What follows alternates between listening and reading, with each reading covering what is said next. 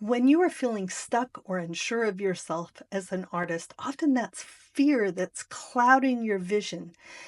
We are going to dig into the reason and the source of those fears, kind of dig them out, and then replace them with your big why, your reason, your purpose for being an artist. And then set actionable goals, things that you can actually accomplish. And most importantly, we're going to learn to see more clearly.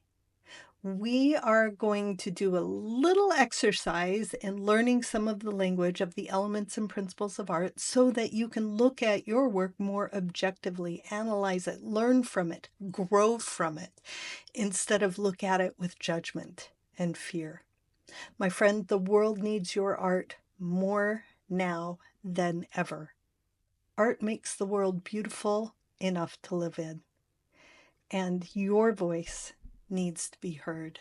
Your vision needs to be seen. I hope you join me.